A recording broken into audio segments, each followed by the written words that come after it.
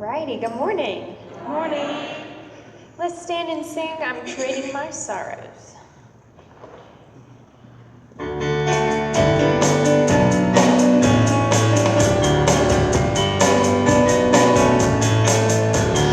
trading my sorrows. I'm trading my shame. I'm laying them down for the joy of the Lord. I'm trading my sickness. I'm trading my pain. I'm laying them down for the joy of the Lord. Yes, Lord, yes, Lord, yes, yes, Lord. Yes, Lord, yes, Lord, yes, yes, Lord. Yes, Lord, yes, Lord, yes, yes, Lord, amen. I am pressed but not crushed, persecuted, not abandoned, struck down but not destroyed. I am blessed beyond the curse, for His promise will endure. That His joy is going to be my strength. Though the sorrow may last for the night, joy comes with the morning. I'm trading my sorrows. I'm trading my shame. I'm laying them down for the joy of the Lord. I'm trading my sickness. I'm trading my pain. I'm laying them down for the joy of the Lord. Yes, Lord, yes, Lord, yes, yes, Lord. Yes, Lord, yes, Lord, yes, yes, Lord. Yes, Lord, yes, Lord, yes, yes, Lord. Amen. Amen. Please be seated.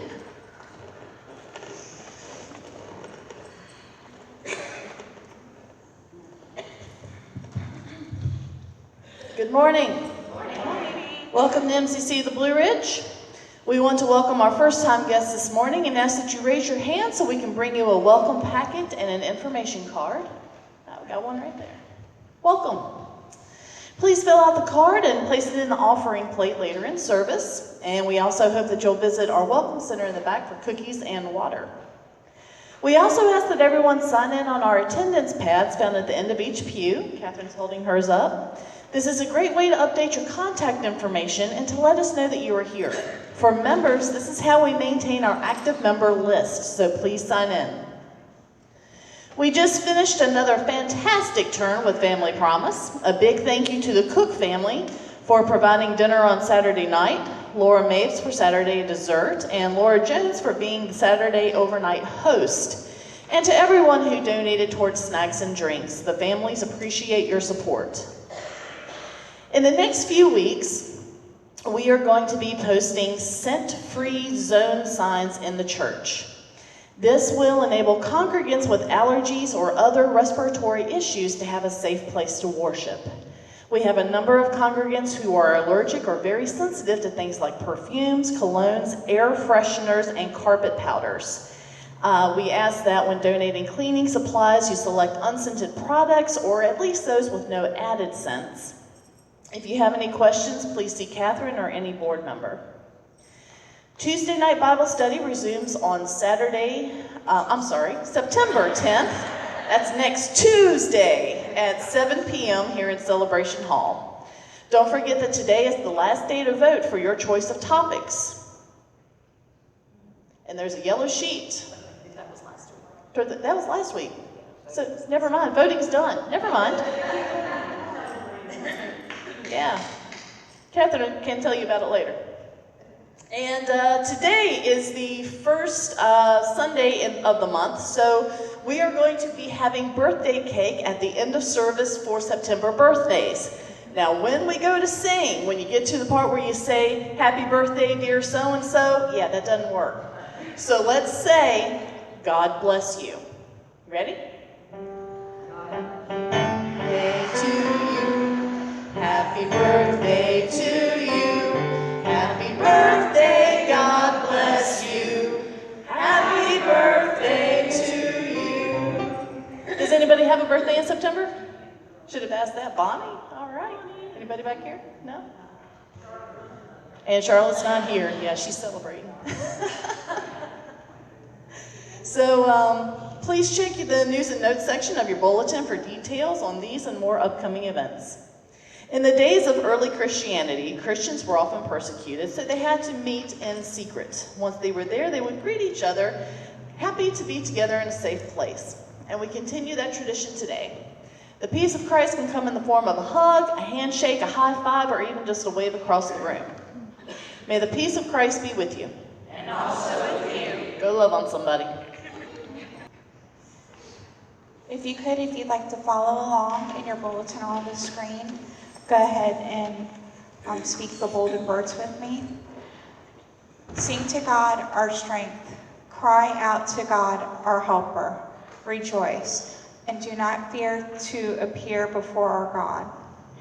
It is God who led our ancestors through hard times. It is God who leads us through difficult days. God will not leave us or forsake us. God welcomes us to the banquet of life. God fills our mouths with good things. God offers us fountains of living water. Listen now to the voice of God and submit to God's will. Hear the word of God and turn away from worthless things. We will delight in the commandments of our God. We will share eagerly in the work God gives us to do. Alrighty, we're going to stand and sing again. This is Leaning on the Everlasting Arms.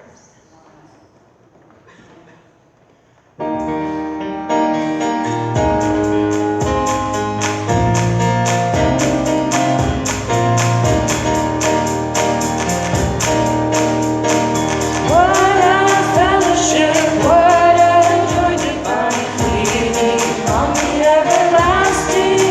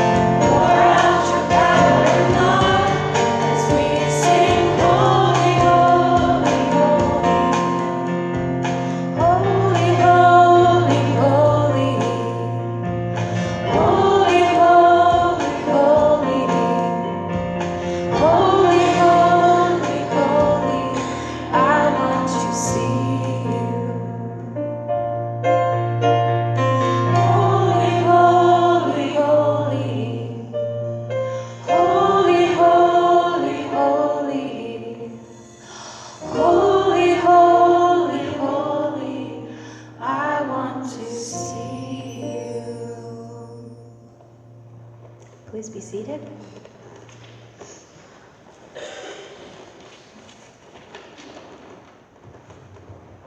Especially great music this morning, thank you. When Rachel sent out what we were singing, I said, great, that's three of my favorites, yay. And I've never sung Leaning on the Everlasting Arms like we do it here, especially that little extra thing. I'm like, whoa, do what? What happened to arms? Okay. Lots of things to keep in prayer today. As we have to mention, too many weeks, there was another shooting. There were a couple of shootings. One was in an apartment at UNC Charlotte, and one person was killed. The things that happened in Texas. Folks, we just need to stay prayed up. We need to keep, I've been saying since 9/11, we need to keep short accounts. If you love somebody, tell them. If you're upset with somebody, get it fixed. If you're mad at yourself or mad at God, get it fixed. Because you never know. You never know. Want to keep Kathy and Mo in prayer. They're camping today this weekend, and Mo is preaching at the campsite. Yeah, they asked her to do that, so I thought that was pretty cool. And Charlotte Runyon is celebrating her birthday in New Orleans. Enough said. Other prayer requests or praises. Oh my goodness, you're giving God an easy day. Oh, Elizabeth? My daughter started working with a man in Smith cleaning boats, and it looks like it may be a very good fit for her. Good fit for Elizabeth's daughter with a new job. Rachel? So my cousin is like 36 weeks pregnant, and they're having some pretty severe pregnancy right now, so, and no health insurance. So we just pray that things will work out. Prayers for Rachel's cousin who's in her mid-30s, pregnant, having some difficulties, and no insurance. No insurance. Yes, ma'am. Karen? Yeah, it's not a secret that my job is kind of chaotic right now. All you have to do is watch the news and the paper. But some of our aides have not been paid at all. It's been like 2, 3 weeks, some of them have been paid in a month. So I just want prayer for those. Prayers for the whole bus driver world here in Roanoke, and especially for some of the aides that have not been paid. Jean? One of the girls who played softball with us several years ago passed away this past week. She was only 41. So remember her family and her wife. I don't think people are supposed to see my weeks. She's probably Prayers for the family and friends of a friend who used to play softball who passed away this week. Patty, did I see your hand? You should have had something. I saw your hand. Mine sprays all the time, Okay. Anything else? Sometimes you do things on the spur of the moment. You think maybe it's spirit nudging you. I had those little cards last week for the school blessing. As I left, one of our folks was outside, and I knew she had some kids. And so I had the cards in my hand. I gave them to her. And bless their hearts, I can't get to them, but they each sent me back a little thank you note card and picture colored today. And that was just so sweet. And she calls me preacher, and guess what the kids address the card to? Preacher. Yeah. Bible study will be starting in 2 weeks on the 10th, a week and a half. And the topic is for the first session is going to be about forgiveness. I had you vote. Forgiveness came in first, busyness came in second, and Christian growth came in third. Anyhow, there's a reason why we're doing it. Come and join us. It's very relaxed, very easygoing. Unspoken prayer requests, praises. Oh, I'm sorry, Yes. my mom will turn 73 on Tuesday. So, that's awesome. That is awesome. Her mom's turning 73 on Tuesday, did you say? What's most awesome about that is we didn't think she would make it to 72, and now she's at 73. God's got a plan. God's got a plan. Mark would like to add prayers for the people in Florida for the hurricane. Yes, thank you. Thank you, Mark. Prayers for the people in Florida and North Carolina, South Carolina, Virginia, wherever it decides to hit. Prayers for those especially. Yes. My daughter was turning sweet 16 today. She had her wisdom teeth taken out Friday. She immediately lost one of the stitches out of. So I just hope she don't get dry something. Daughter just turned 16, had her wisdom teeth out, and already having a little bit of issue with that.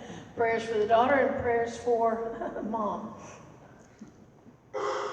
Loving God, we thank you that you hear our prayers. We thank you that you know what's on our hearts. Each person to raise their hand with an unspoken request, you already know what that is. Give us the courage to let you answer prayer the way that you choose to answer it. We thank you for the praises today. Praises for her 16th birthday, for her 73rd birthday, for Charlotte's 50th birthday in New Orleans. We thank you for the ways you've helped us through many situations and shown us your power and your might, your grace and your love. Would you be with Rachel's cousin with this pregnancy, and that ways will be found that she can receive the help she needs. We know you love us. We forget it sometimes. We know you love us. We don't trust it sometimes. We know you love us, and sometimes we just grin and say thank you. In your name we pray. Amen.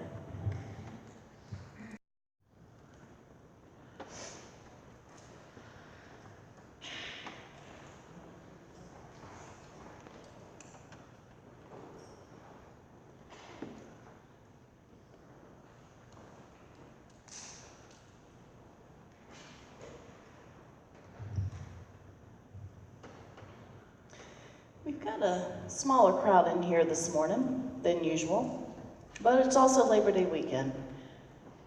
And, you know, it doesn't matter if we have 2 or if we have 100, we're going to have church. And God's here, regardless of the number. And I'm also very grateful that even though they might not be here this morning, we do have brothers and sisters out there that are going to be coming back.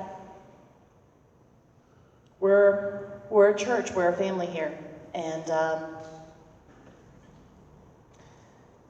that does take funding to keep going. So as the plates come around, I would ask that you give as you are able. If you don't have anything financial to put in the plate, touch the plate and bless it, that God will multiply the gifts that we receive. Ushers.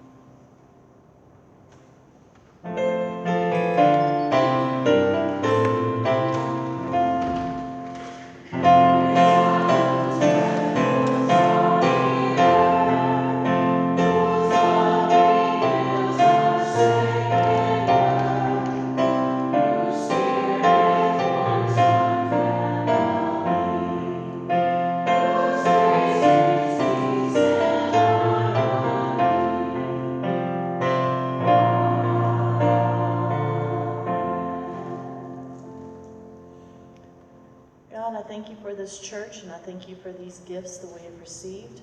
I pray that you will take them and multiply them and use them, help guide us in using them in the way they need to be used. Amen.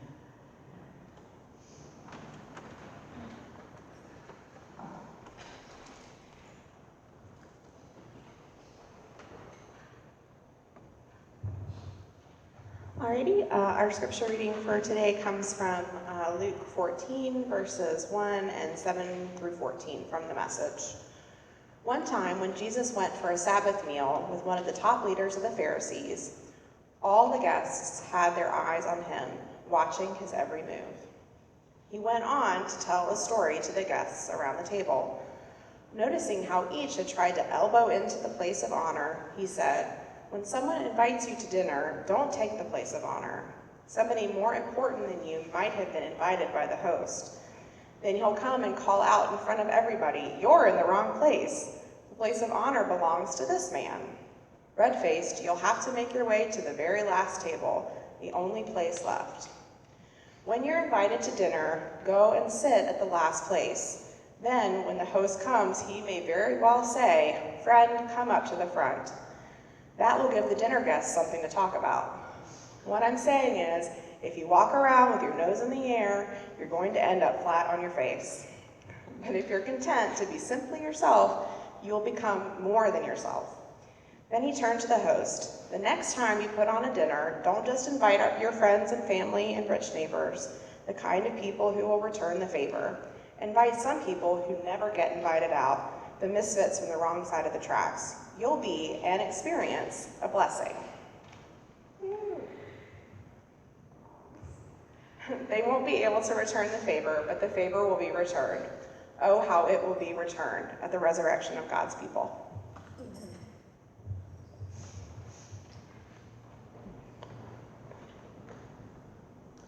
I just love the Message Bible. Sometimes you may think it's a bit irreverent, but I love that if you walk around with your nose in the air, you end up flat on your face. For some of us, it's sadly too true because we fall a lot. This is one of those scriptures that you could get like 5 sermons out of. Don't worry, I won't give you all 5 today. But the more I studied, the more I read, the more I looked, the more I prayed, it just kept expanding. And it's such a simple story. Jesus goes to dinner at a Pharisee's house. He looks around, sees how people are treated, and decides to teach a little lesson. That's kind of what it sounds like.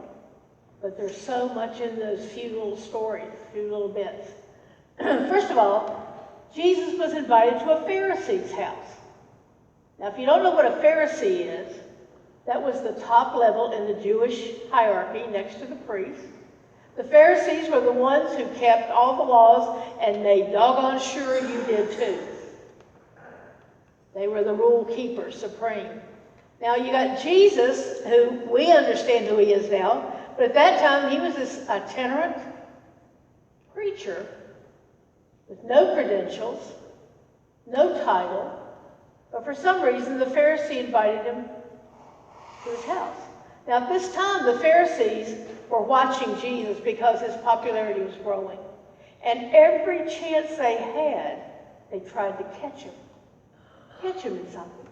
That may have been the reason to catch him, but some of the Pharisees really loved Jesus and really liked what he was teaching. So for whatever reason, he ended up at dinner. Have you ever ended up at dinner and you don't know how you got there? I don't mean you don't know that you drove or whatever, but you don't wonder, why did they invite me? Why do they invite me? Sometimes we end up at strange places. And Jesus always used the opportunity to teach.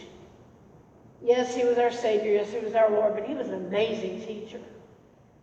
And part of the Jewish tradition at that time was if you had a bunch of people together for whatever reason, the rabbis would get into a discussion and teach a lesson. You know how sometimes when people come up to talk to you, there's a hidden agenda? There's something else they really want to talk about? I love that because I'm having that conversation in my head with somebody waiting for them to finally get to it. If you read the Gospel of Luke, Jesus goes to lots of dinners. I think he was Baptist at his roots. He went to lots of dinners, and he was actually accused of hanging out, eating, and drinking with everybody. But in each of these stories, we don't hear about him eating, we just hear he was at dinner. I get this idea that he's just kind of watching and listening. He might put a little dab on his plate to be polite. But he ate a lot in this book. He ate a lot. That's one time when you can get people sometimes to really listen and participate in conversation between bites. Talks a lot about open seating. Have you ever gone to a dinner and there weren't little name tags, you could sit wherever you wanted to sit? Isn't it awkward sometimes figuring out where to sit? Okay, who's sitting at that table? Do I want to go over there? I've seen that person eat. I don't want to sit over there. But in this time, it was all about the order of people. If you were really important, you sat at the head of the table. Not only did you get a place of importance, but you got the best food. I don't know if you grew up in a big family, my grandmother's family, or all of us kids. There was the first sitting when the adults ate, and they got the good stuff. Then there was the next sitting when sort of the teenagers, young adults ate, and then there was the kids' table. Anybody ever sit at the kids' table? You kind of got what you got, you know? But this wasn't based on age, it was based on who thought they were the most important or who was the most important. I conducted a wedding a couple weeks ago at a home out in Botetourt.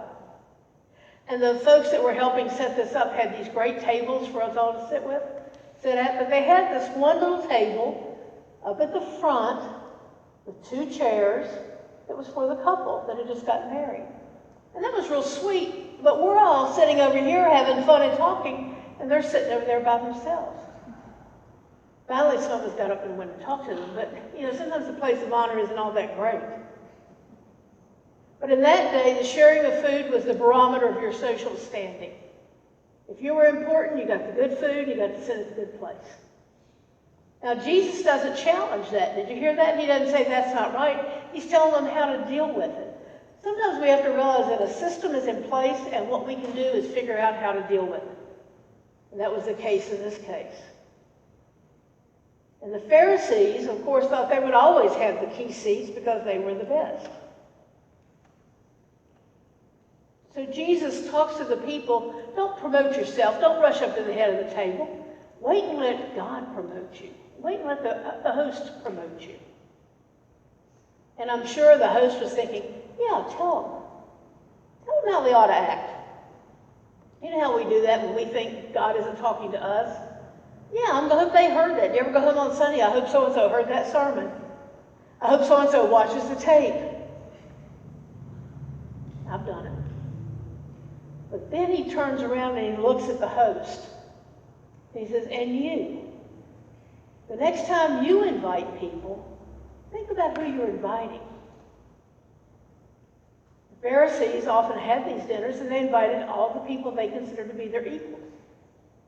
And Jesus said, don't just invite those people that can do something for you.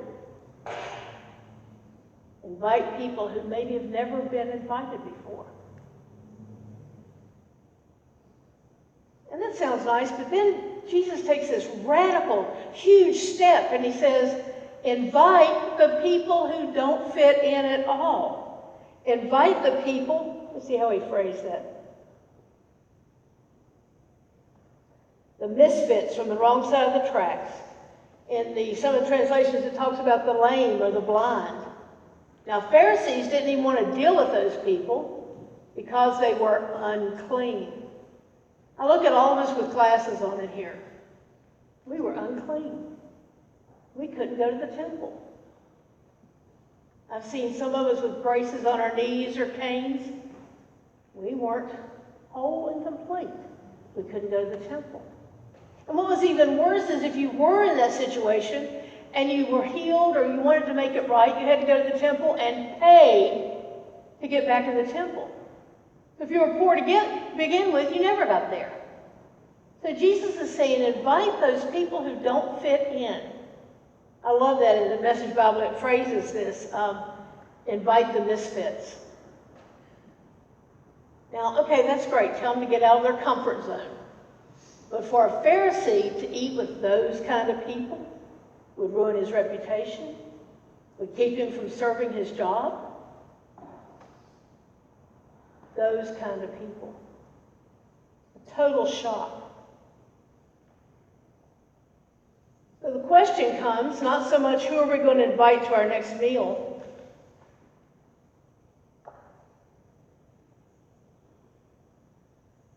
you ever hesitate to eat with some people, especially if they're cooking? My uncle, they went to Waverly Place down the street here, and as they got older, he told my aunt, I'm not going to any more potlucks. She said, why? He said, all those old women bring in those casseroles, and you don't know what's in it and how long it's been in it. So it's not so much a who we'll eat with. It's not even so much of where we get to sit. Potlucks used to make me so stressed. And if you were around back in the day, I never sat down at a potluck. Because no matter where I sat, somebody would be upset I didn't sit with them. So I would just kind of meander around and talk to people. I used to joke I took my fork and ate off everybody's plate, which I did. Because it wasn't comfortable. It wasn't comfortable knowing where to sit. Now I just sit down, whoever wants to sit there, fine, I don't care. But it's not so much where we sit or who we invite physically to a table. It's more looking around seeing who's included. Who's included? Not just physically, not just in our church, but in our minds. Because nobody can see who you're excluding there except God. You're sitting there and you're going, well, she's not talking about me. I'll eat with anybody, especially if they're paying. I'll eat with anybody. But in our minds, we may say, except. Now, this was extremely obvious in times of segregation. My sister had her first birthday party the year our schools integrated. One of her favorite friends was a little girl named Penny. And Sonora's birthday was Christmas Eve. Mom always had the party the last day of school. Invite your little friends. All these people were coming. All these bratty little kids were coming. And then she got a phone call, 2 of them. Mother saying, my daughter's not coming because Penny's coming. You know what my mama said? We'll miss you, bye. Penny came. You never know how that may have impacted that child, but she went on to become the first African-American elected official in Montgomery County on the school board. Not because my mama let her come to the birthday party, okay? But that sets the stage. Somebody walks in the door back there. Let's say somebody walked in right now. I guarantee you that 50% or more people would turn and look. And that's legitimate in today's culture. But would we welcome them in? Would somebody quickly get up and get them a bulletin? Would somebody say, come sit with me? We had that meeting, I'm rambling a little bit, but bear with me. We had the meeting here Monday night with the Christian Coalition, Southeast Roanoke Christian Coalition. And we invited all the other churches in this group for people to come, and some did. And we had a meal back there in Celebration Hall. Some really good spaghetti. But you know what I watched? I watched a couple of our folks intentionally get up and go talk to those other folks. One person even said, I got to get out of my comfort zone. I've got to go talk to people. Jesus would say, that was the one. That attitude, that thought was following me. So the question comes down to us finally is, where do we sit? Do we think we ought to get the top table because we've been here longer? We give the most money? We sing the best? Where do we sit? Whom do we invite? Which then transfers on to who do we want to accept us? Who do we want to be honored by? Who do you want to share a table with? By whom do you want to be honored? Not just now, but the host was promised a future blessing. We might not always understand what we're doing at the moment. We may not always understand the implication of that. But somebody is going to be affected by your actions. Here in this church, at your job, in your neighborhood, and especially if you got a sticker on your car that says you're a Christian. Or especially if they see you every Sunday morning, take off about 10:30. Your actions will tell them about Jesus. There's a song that's been sung here a few times in the past called Thank You for Serving the Lord. Anybody know that song? Thank You for Serving the Lord. This guy gets to heaven, and people start coming up to him. Kids he taught in Sunday school, people he worked with, people he had served with in church. And they came up to him and said, thank you for serving the Lord. My life has been changed because of you. So the next time you have the opportunity to decide where to sit, Next time you have the opportunity whom to invite, think about it. Do I want just my kind? Do I want just my friends? Or am I willing to stretch just a little bit? Passing of the peacetime. Watch that on video sometime. It's really interesting. Passing of the peacetime. Do we just talk to our friends? Do we stay in our seat? Do we find the person we may not have ever talked to? Do we find the new person? You don't have to go up to them and tell them your whole life story and invite them to lunch. Just simply say, I'm glad you're here. Because Jesus says, each morning, each moment, each of us, I'm glad you're here.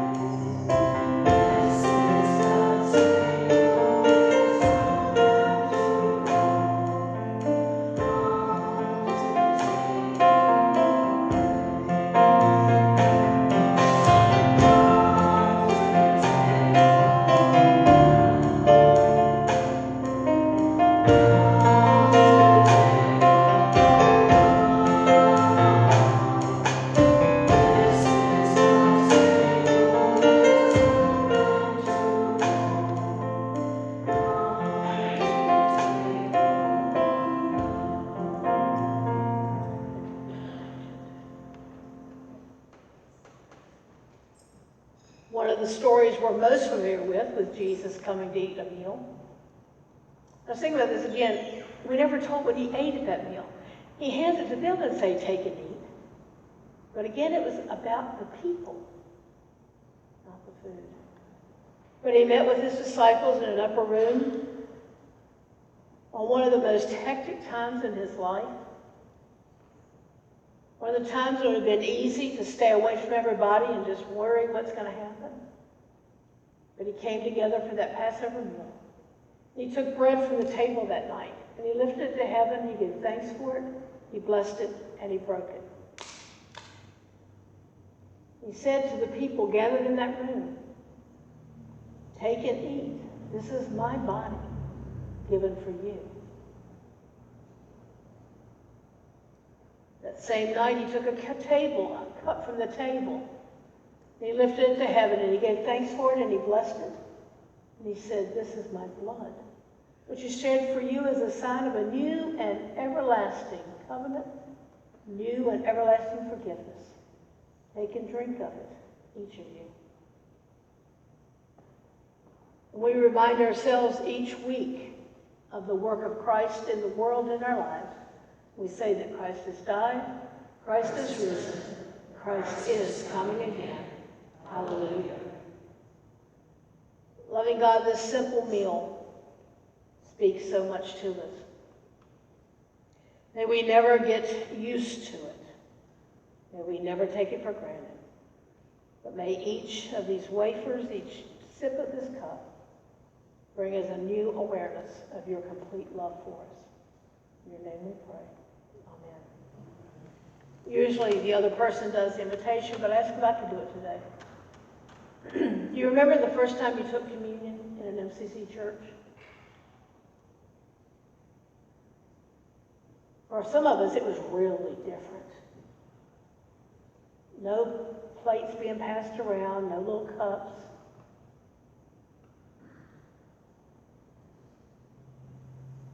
But at some point, you came forward.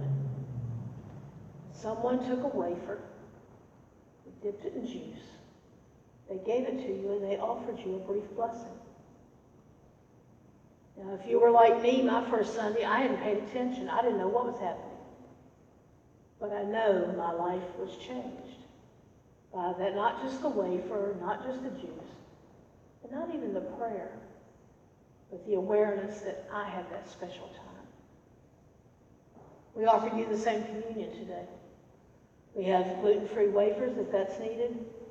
We have a station to the side there where you can simply take your own wafer, dip it in juice, and spend time with God. Because some of us come from a tradition where only certain people could touch this. You'll be given a brief blessing by Elizabeth or myself. If there's something heavy on your heart and you want more prayer, Sandra's in the back and she would be honored to pray with you. Come, the table's ready.